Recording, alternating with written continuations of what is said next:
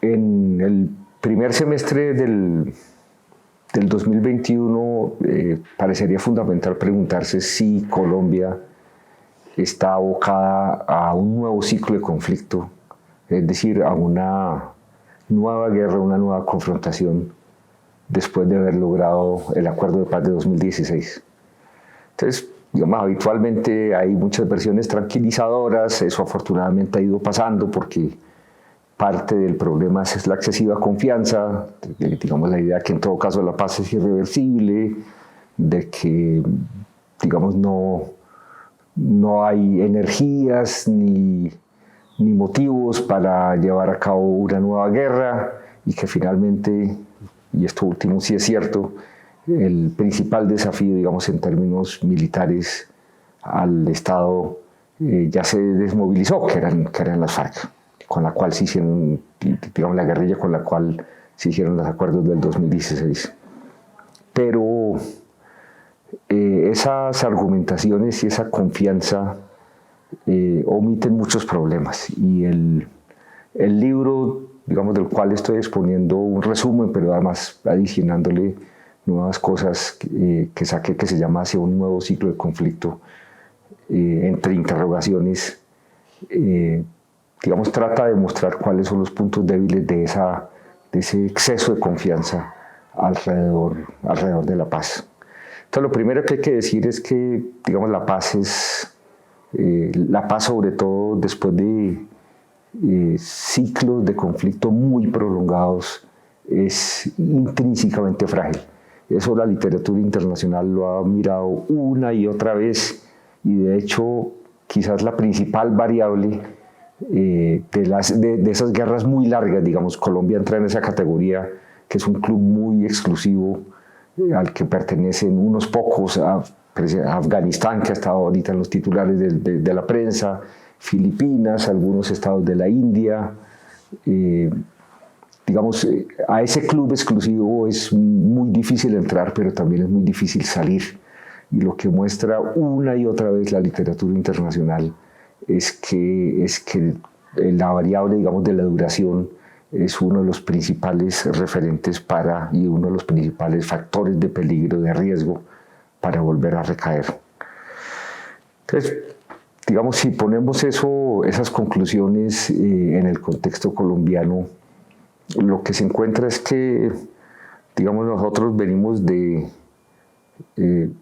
dos largos ciclos de conflicto. Obviamente, digamos, las periodizaciones pueden cambiar, eso hay debates naturales alrededor de la periodización. Seguramente no haya periodizaciones buenas o malas, sino cómodas o incómodas y buenas para uno u otro propósito.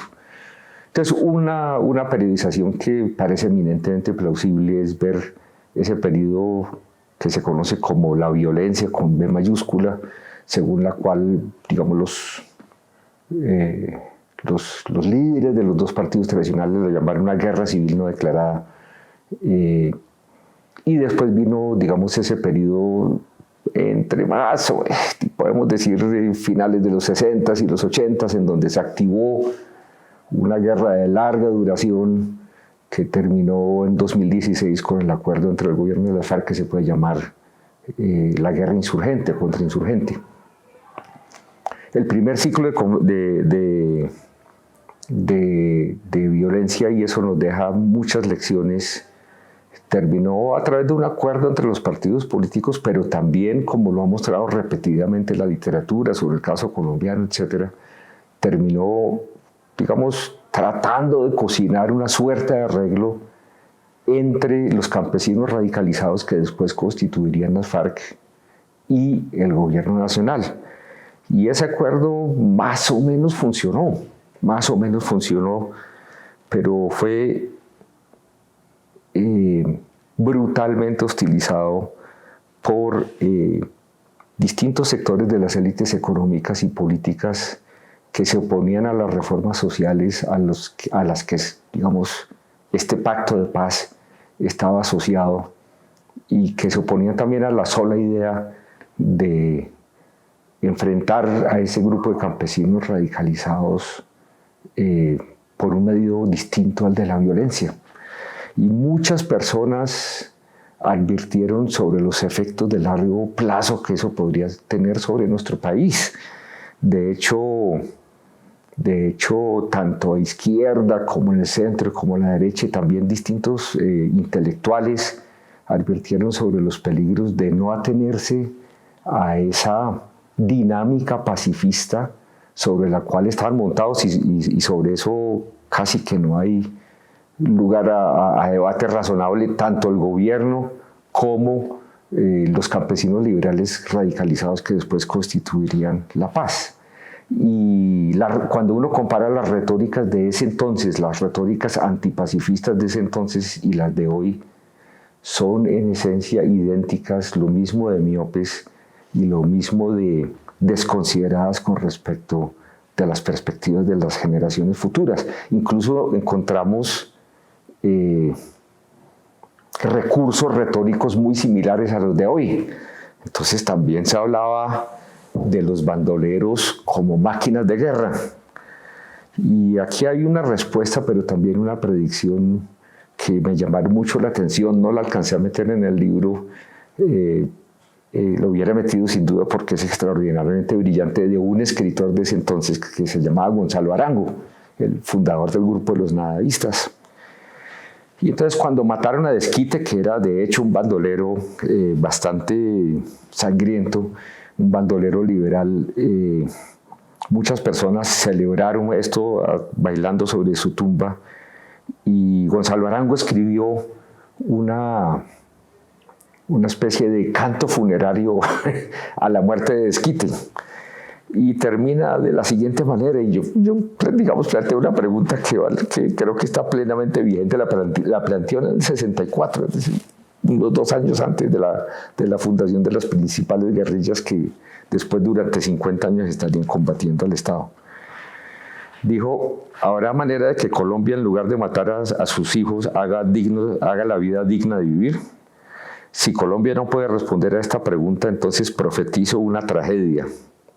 Desquite resucitará y la tierra volverá a ser regada de sangre, dolor y lágrimas. Y a esta gente que estaba poniendo esas señales de alarma las estigmatizaron permanentemente, las silenciaron, y efectivamente Colombia volvió, digamos, a una recaída en la medida en que estos Tiro Fijo, yo muestro ahí en el libro, Tiro Fijo llegó a ser inspector de carreteras, etcétera, etcétera.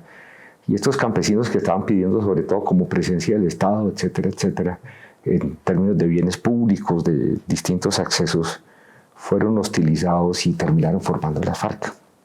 Entonces, digamos, para entender por qué estos 2 ciclos de conflicto pesan tan fuertemente sobre nuestros hombros, hay que entender porque, digamos, en la sociedad colombiana esto se ha debatido, que en Colombia hubo en efecto una guerra civil. Digamos, hay algunos que han tratado de crear una versión distinta, pero con criterios que realmente son muy difíciles de sustentar, muy flojos, muy implausibles. Más interesante ha sido el desafío que se ha planteado desde el punto de vista, digamos, de esta interpretación de la ciencia política que estuvo tan de moda a finales de los 90 y principios de la primera década de este siglo, en donde se decía que las guerras civiles ocurrían más por captura de recursos que por, digamos, alguna motivación política. Y eso en Colombia pegó muy bien y, digamos, de hecho casó perfectamente con la interpretación oficiosa según la cual las FARC eran un cartel más del narcotráfico, etcétera, etcétera. Pero este discurso, digamos, esta retórica pública es poco plausible, entre otras cosas, por la sencilla razón de que cuando las FARC estaban realmente actuando, muchas veces crearon situaciones de pánico por la toma del poder. Ahí yo relato, por ejemplo, cuando la revista Semana, que sacó un reportaje diciendo que la FARC tenía rodeada a Bogotá. Eso generó pues una especie de oleada de pánico entre los lectores de la revista, entre las élites económicas y políticas, Y después uno ve retrospectivamente y efectivamente tenían el plan de tomarse a Bogotá, y muchas veces el Bolo Jojoy intentó hacerlo sin éxito, pero hacía parte, digamos, del formato mental y la estrategia de esa guerrilla.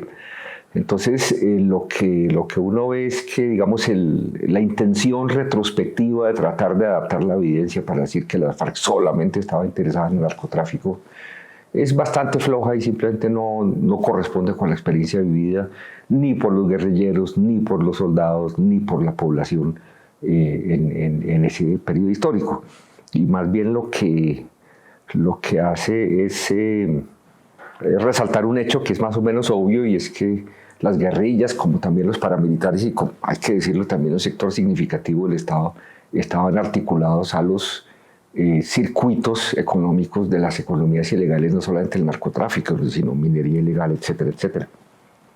Ahora, dicho esto, hay que hacer énfasis en que, digamos, esa teoría de Collier ha sido fuertemente combatida, ha sido refutada en muchos ámbitos, con muchas metodologías, incluyendo las cuantitativas, y tanto Collier como sus coautores en 2007-2008 retrotrajeron su posición explícitamente, cosa que no se ha dicho en el contexto colombiano y que me sorprende, diciendo no, la motivación real no es digamos, la captura de rentas. Lo que nosotros estamos diciendo es simplemente que digamos, hay más razones para persistir en el conflicto si uno tiene recursos financieros, cosa que es mucho menos fuerte, mucho más obvia y mucho más plausible, pero que naturalmente ahí no sirve ya para decir que Colombia no estaba en guerra.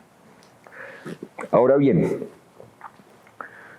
¿cuáles son los factores, digamos, que podrían incidir sobre la reincidencia? Entonces, uno de ellos bastante obvio es simplemente el incumplimiento del acuerdo de paz.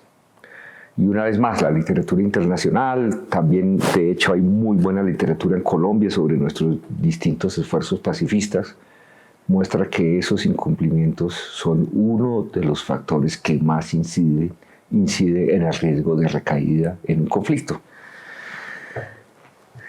Entonces, para, digamos,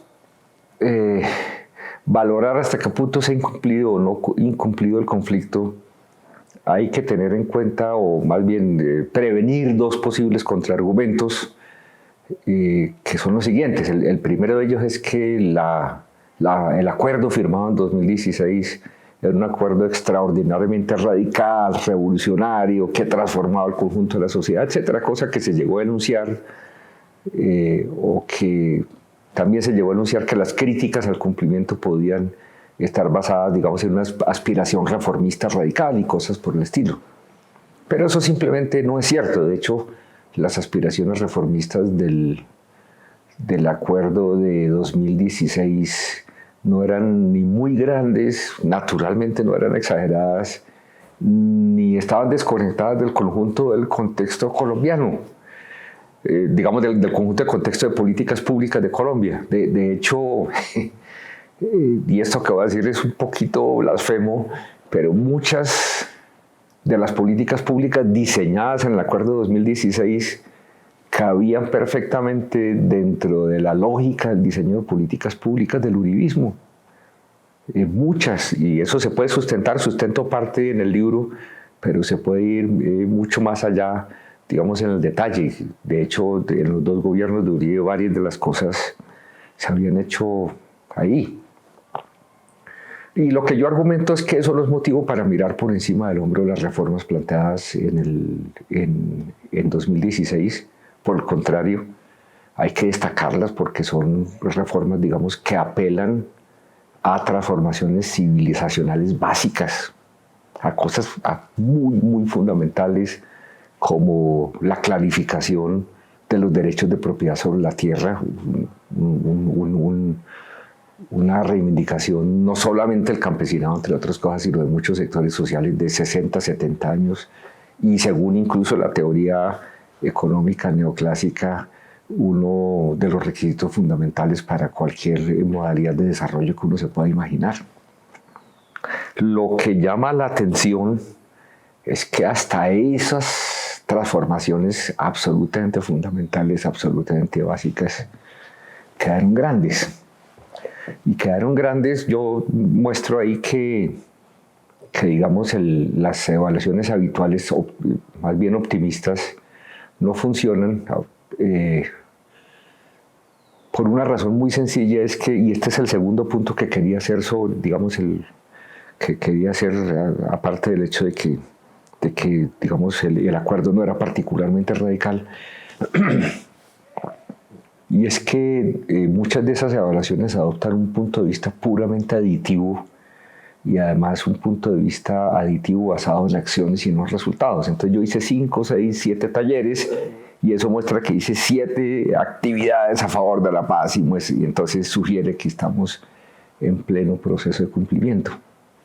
E incluso si no se midiera por actividades sino por resultados, habría un problema, es que los resultados tienen una jerarquía. Yo pongo ahí un ejemplo que digamos un poquito espantoso, pero que sí vale la pena recordarlo. Y es la señora que se casa con un marido que es razonablemente buena persona, digamos, durante la mayoría del tiempo, y saca a pasear al perro y es afable. Pero resulta que cada 15 días se pegó una borrachera tremenda y le da unas palizas de espanto a la señora. Entonces, según el método puramente aditivo, ese marido sería un 99% un buen marido. Y ese indicador es patentemente absurdo. De hecho, uno lo que le debería recomendar a la señora es denunciar ese tipo frente a la policía.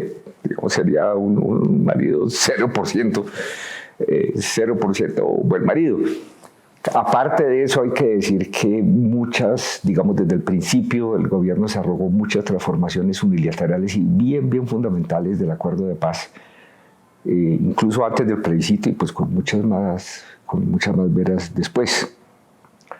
Y naturalmente los incumplimientos de aspectos fundamentales del acuerdo, como por ejemplo el llamado PENIS, el Plan Nacional Integral. Siempre que se dice integral en Colombia es que no se va a hacer de sustitución de cultivos ilícitos, el acceso a la tierra de los campesinos, la participación política, muchos aspectos fundamentales han quedado por fuera, incluso en sus detalles. Por ejemplo, la jurisdicción agraria, que era parte del punto 1 del acuerdo, la rebajaron a especialidad agraria y después la hundieron en el Congreso recientemente. Y lo hicieron por oposición de intereses del sector agrario del partido de gobierno, que explícita y públicamente se opuso a eso porque podía generar problemas. Entonces, incluso aspectos inofensivos o muy fundamentales, como por ejemplo ese de la jurisdicción agraria, como por ejemplo crear un catastro que merezca ese nombre, que es llevar simplemente el sistema métrico decimal al campo colombiano, generaron unas oposiciones acerbas y en muchos casos exitosas. Entonces, si uno dice que se incumplió, ¿cuáles son las consecuencias de eso? Porque la historia no siempre es amable, muchas veces es cruel y a veces los incumplimientos no tienen consecuencias, eso hay que claramente asumirlo. Y a veces se puede incumplir y sin embargo generar opciones exitosas que hubieran podido ser mejores que el cumplimiento, pero en Colombia no hemos visto nada por el estilo. Y por el contrario, el incumplimiento ha tenido 2 efectos, digamos, muy sustanciales. Entonces, el primero es simplemente deteriorar de manera significativa los incentivos, tanto para las personas que habían participado en el anterior ciclo como para nuevos posibles actores, de no entrar en la violencia. Entonces, para no entrar en discusiones, digamos, teológicas sobre cuáles son las motivaciones, etcétera, porque pues uno no tiene una aspiradora para sacarle a la gente de las reales motivaciones de la cabeza. Piensen ustedes simplemente en la capacidad de reclutamiento de los nuevos grupos, disidencias, grupos herederos de los paramilitares o el grupo que persistió, que es el ELN. Entonces, como combaten, etcétera, naturalmente hubieran desaparecido si su capacidad de reclutamiento hubiera desaparecido. Y más aún uno puede mostrar, digamos, de manera como muy simple, contando cabezas, que muchos cuadros intermedios fueron empujados a empellones hacia el monte. Y resulta que esos cuadros intermedios, de hecho hay un análisis muy sofisticado, de muy alta calidad, de una académica estadounidense, Sarah Daly Zuckerman, sobre el papel de los cuadros intermedios en el reinicio de ciclos de conflicto. En donde ella muestra que, pues claro, los cuadros intermedios tienen la capacidad logística y operacional, conocen a la gente en terreno, tienen los contactos políticos, tienen la experiencia porque son los que han combatido muchas veces, digamos en este caso que estamos hablando, durante lustros al Estado. Entonces esos cuadros intermedios, digamos con alta capacidad organizacional, volvieron al monte. Y por otra parte, lo que nos está mostrando la experiencia es que digamos, miles de personas han estado dispuestas a sumarse a las filas. Y al hablar de miles no estoy incurriendo en hipérbole. Todos los conteos, incluso los más serios y más conservadores, llegan a la conclusión de que entre los grupos herederos de los paramilitares hay 5, 6 mil, 7 mil personas mal contadas, el ELN, 1.000, 2.000, 3.000, las disidencias, algo análogo. Así que en este momento Colombia ya tiene, digamos, incluso si uno es muy conservador, entre 7.000 y 10.000 personas armadas por ahí rondando el territorio. Y el otro efecto muy, muy fuerte es que, digamos, una guerra de 50 años o 2 ciclos de violencia acumulada que suman 70, 80 años no pudo haber ocurrido, no pudieron haber tenido lugar por casualidad. Sí, piensa en la analogía, yo salgo de la casa y me resbalo una vez y pues, me resbalo 2, puede ser una coincidencia, me resbalo 3 días seguidos, puede ser que estoy particularmente de malas. Si me resbalo 1000 veces seguidas es que tiene que haber una cáscara de banano a la entrada de mi puerta, entonces tengo que quitar la cáscara de banano. Y por eso los acuerdos de paz siempre incluyen transformaciones sociales, para que, digamos, el Estado desarrolle políticas públicas que bloqueen, morigeren, transformen los factores que dieron origen al conflicto. ¿Sí? El gran problema es que en Colombia muchas de esas políticas públicas quedaron bloqueadas, otras fueron fundamentalmente deformadas y otras de hecho se transformaron en una agresión contra la población. Piensen ustedes en el PENIS, que digamos, de hecho se le dio una muerte de segunda y se transformó en cambio en un plan de fumigación sobre los campesinos cocaleros, imponiéndoles hacia sectores, digamos, demográficamente muy significativos unos costos prohibitivos. Que, digamos, eso además difícilmente puede ocurrir en democracia. Entonces, digamos, la situación es muy delicada también en términos de la capacidad transformacional de lo que se esté implementando el acuerdo de paz, que es muy poquitico. Recuerden, la promesa del acuerdo de paz no era modesta. El acuerdo como tal era muy limitado.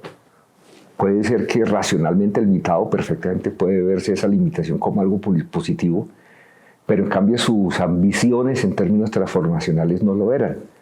Lo que decía el acuerdo de paz en esencia es que iba a cambiar la relación entre el Estado central y los territorios para que así Colombia entrara a un periodo de paz estable y duradera. Y yo creo que ni siquiera el optimista más ferviente podrá decir que la relación entre el Estado central y los territorios se ha transformado en estos 4 años. Entonces queda un último contraargumento, que es que hay que ser paciente, que estas son cosas de larga duración, y yo entiendo perfectamente el argumento. Me recuerdo una anécdota fantástica de Zhou Enlai, el segundo de Mao Zedong, que una vez un periodista occidental le preguntó que cómo valoraba la Revolución Francesa, y Zhou Enlai dijo: todavía es muy temprano para dar una respuesta. y sí, muchas de esas cosas tienen sentido, obviamente, muchas cuestiones digamos, se demoran en fructificar.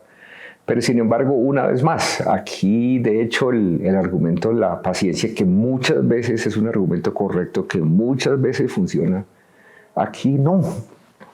Y de hecho todo lo que dice la literatura internacional es lo siguiente: lo que no se implementa y lo que no se lleva a cabo los acuerdos de paz en los primeros años ya no se hace.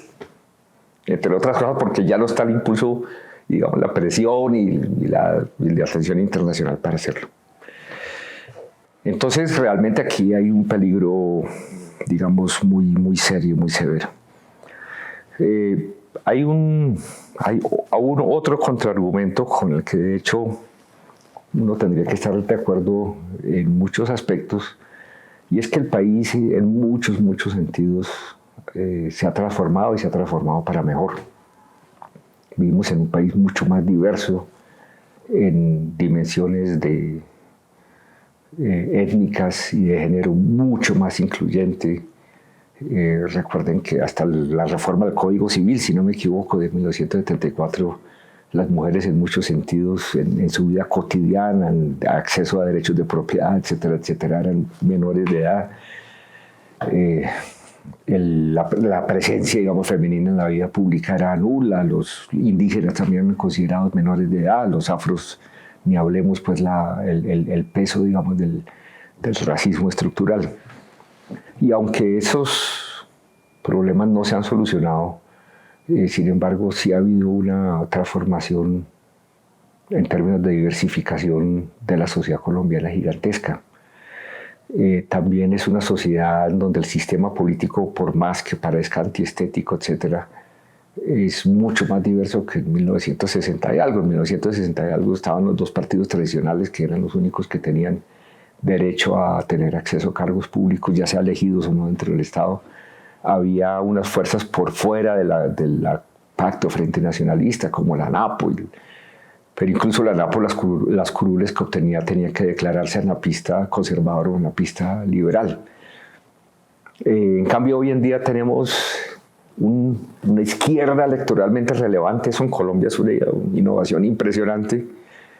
Un centro ultra diverso, y por otra parte una derecha que ya habla a nombre propio, que eso también es digamos, una transformación fuerte con respecto del pasado.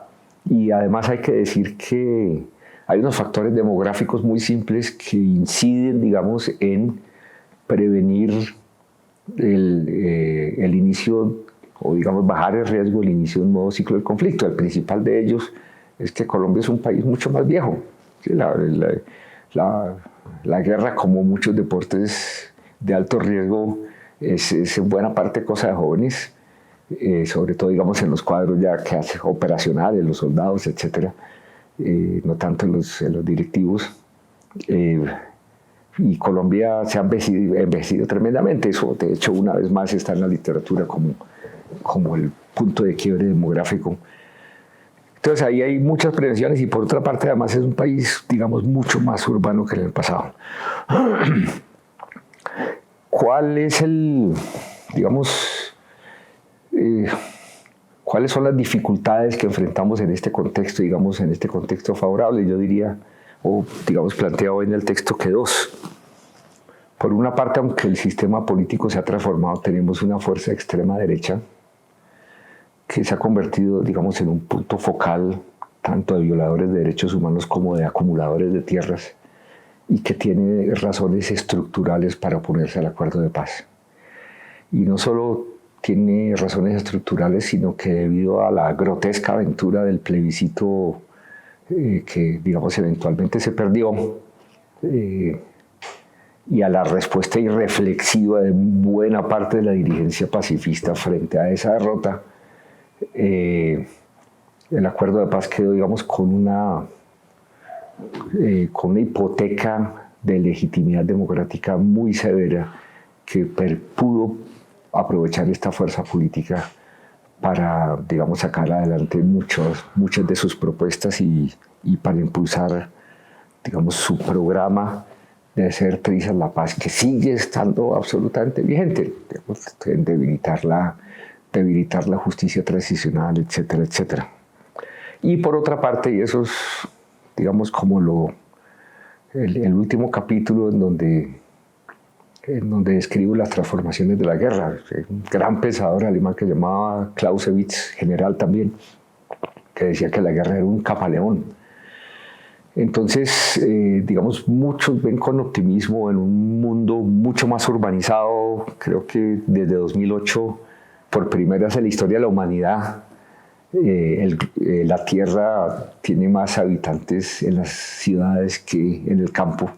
Y en Colombia, pues la urbanización ha sido bien radical, con un cambio tecnológico tremendo que hace que, digamos, se puedan ubicar blancos en la selva, etcétera, etcétera, con transformaciones también culturales en gran escala.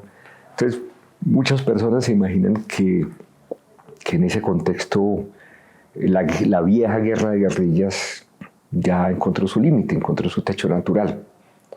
Y eso podría ser, pero digamos no podemos obviar el hecho de que esa vieja guerra de guerrillas, digamos la que pensó Mao Zedong, etcétera, etcétera, que era eminentemente ruralista, sin embargo se ha transformado y estamos viendo en muchas partes del globo cómo distintas formas de resistencia armada, urbanos, rurales, apoyadas en el cambio tecnológico, han logrado, digamos, salir avante, sobrevivir, como en Irak, que tiene una presencia militar urbana gigantesca, o como en el caso de la guerrilla de Afganistán. Entonces, la guerra, ya sea desde abajo, también la violencia desde arriba, por supuesto que de eso hemos visto mucho en Colombia, está todavía vigente, digamos, no es un fenómeno que vaya a desaparecer de la noche a la mañana.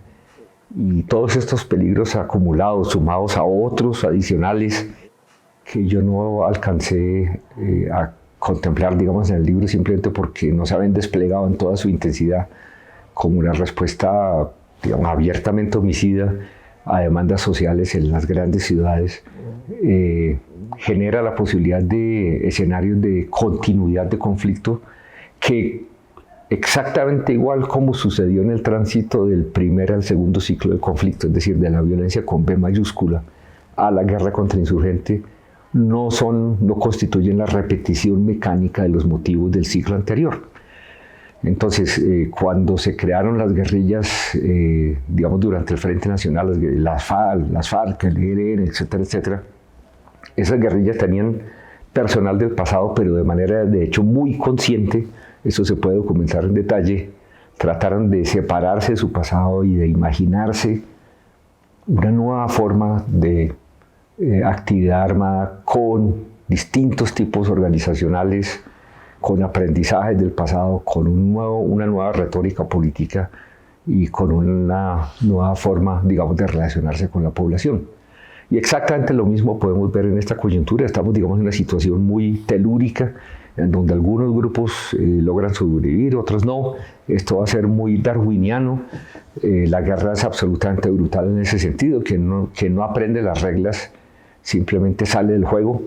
Pero los grupos que sobreviven van a aprender y, digamos, como lo demuestran los reportes recientes sobre las disidencias, empiezan a desarrollar una retórica política nueva, mucho menos ecuménica, de pronto más adaptada al mundo regional y local en donde operan, y con clara capacidad de supervivencia, porque están ahí en el territorio y están operando.